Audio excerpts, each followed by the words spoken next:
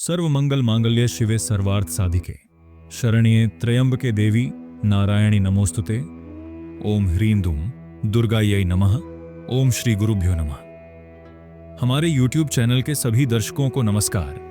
वार भविष्य कार्यक्रम में आप सभी का आत्मीय स्वागत है। तो इस सप्ताह का वार भविष्य कैसा रहेगा? तारीख 8 फरवरी 2026 से लेकर तारीख 14 फरवरी 2026 तक के इस एक सप्ताह के द्वादश राशियों का गोचर फल कैसा रहेगा, इसे अब देखते हैं। वृषभ राशि।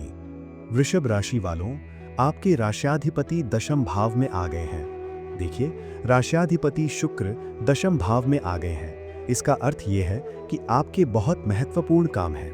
देखिए, राश्याधिपति के साथ पंचम अधिपति बुध हैं। पंचम का मतलब आपका भविष्य, आपके बच्चे, आपकी शिक्षा से संबंधित कोई प्रमुख निर्णय लेना हो, बच्चों के विषय में कोई प्रमुख निर्णय लेना हो। अभी देखिए, कुछ लोग बच्चों को किसी और स्कूल में डालें या किसी हॉस्टल में डालें या कहीं और पढ़ाएं या विदेश में बच्चों को हायर एजुकेशन के लिए भेजें। ऐसा कुछ भी हो, या बच्चों के नाम से आपने कुछ सोच रखा है, किसी विषय में उनके भविष्य के लिए अच्छा होगा, कोई निर्णय लेना हो, ऐसे सभी प्रकार के निर्णय लेने के लिए ये बहुत उपयुक्त समय है।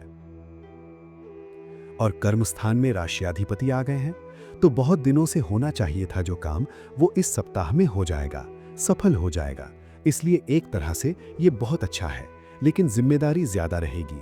ये सिर्फ आपके उद्योग काम तक सीमित नहीं है, आपके अन्य व्यक्तिगत काम, वही जो कहा था ना, बच्चों के विषय में कोई निर्णय लेना हो, अपने भविष्य के लिए उपयोगी निर्णय लेना हो, ऐसे कुछ विषयों में आप अपने काम करेंगे, लेकिन सब कुछ पूरा हो जाएगा। थोड़ा अर्जेंट कर लेंगे, परेशान होंगे, थोड़ा टेंशन ले लेंगे, क्योंकि मंगल नवम भाव में है और तीसरे भाव को देख रहा है। तीसरा भाव हमारा मन, अंदर का मन हमें अर्जेंट कराता रहता है, परेशान करता रहता है। अरे देर हो रही है, देर हो रही है। लेकिन ऐसा परेशान होने की जरूरत नहीं, टेंशन लेने की जरूरत नहीं। दशम में शुक्र और बुध हैं। शुक्र के साथ बुध जुड़ गए तो आपकी बुद्धि अच्छी तरह काम करेगी, तब सही निर्णय लेंगे, टाइम सेंस को सही ढंग से फॉलो करेंगे। और दशमाधिपति कहाँ है? लाभ में है। कर्म स्थान के अधिपति शनि, कर्म के कारक भी। अनुशासन तो शनि को ही कहना चाहिए। जिनकी जन्म कुंडली में शनि बहुत स्ट्रांग रहते हैं, देखिए वे बहुत अनुशासित, बहुत साफ सुथरे, हमेशा सफाई करते रहते हैं। जिनकी जन्म कुंडली में शनि ग्रह बहुत कमजोर रहता है, वे अनुशासनहीन होते हैं। जो सोचते हैं उसे टाइम पर करने में नहीं आता उन्हें। देखिए, अनुशासन देना शनि ग्रह का काम है। इसलिए लाभ में होने के कारण, गुरु के घर में होने के कारण पूर्ण हो जाएगा आपके काम। और उद्योग के विषय में कैसा है? बहुत अच्छा है। आपके उद्योग क्षेत्र में कोई बदलाव इस सप्ताह होगा, क्योंकि छठे भाव का अधिपति दशम में है। स्वयं का उद्योग कर रहे हो तो भी उसमें कोई बदलाव कर लेंगे।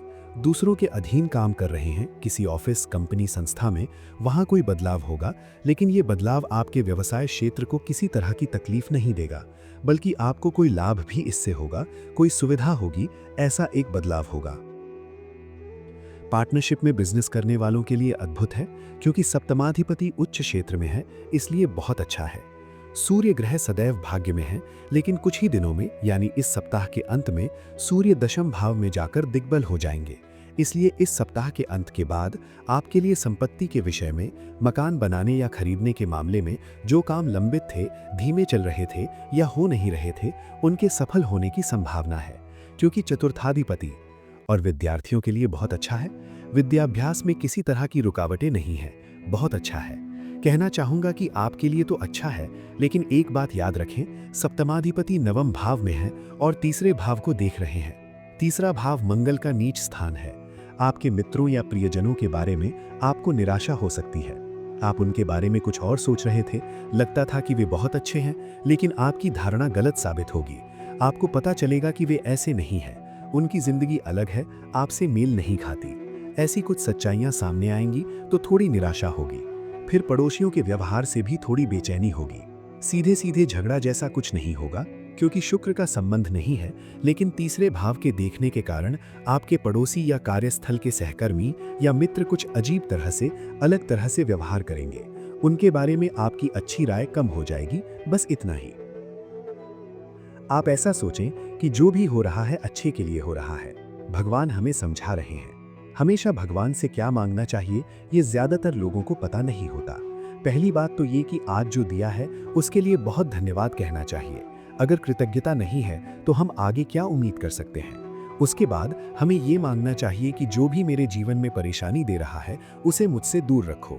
ऐसा मांगने पर कहीं ना कहीं भगवान उन लोगों को दूर कर देंगे जिनसे आगे आपको तकलीफ होनी थी। ये हमें नहीं, सिर्फ भगवान को ही पता होता है। दूर होने पर थोड़ी निराशा हो सकती है, लेकिन एक दिन आपको एहसास होगा कि जो हुआ अच्छे के लिए हुआ। उस दिन आप सोचेंगे कि अगर वे दूर नहीं होते तो मुझे कोई समस्या होती। इस तरह आप मांगे। इसलिए किसी भी बात की चिंता ना करें। अपने काम, अपने परिवार और अपने लक्ष्य को पाने पर ध्यान दें, क्योंकि अगले यानी आने वाले समय में शनि ग्रह 12वें भाव में आ जाएंगे। तब आपके कामों में बहुत रुकावटें आएंगी, आर्थिक समस्याएं आएंगी। अभी से ही बचत करें, कर्ज लेने की स्थिति ना आए। थोड़ी सावधानी रखें। अगले अप्रैल तक आपको गुरु बल भी कम हो सकता है, इस पर ध्यान दें। वृषभ राशि वालों, इस सप्ताह आपके लिए अच्छा है। अपने लक्ष्य को पाने और अपने काम में प्रगति करने के बहुत अच्छे अवसर मिलेंगे, उनका उपयोग करें।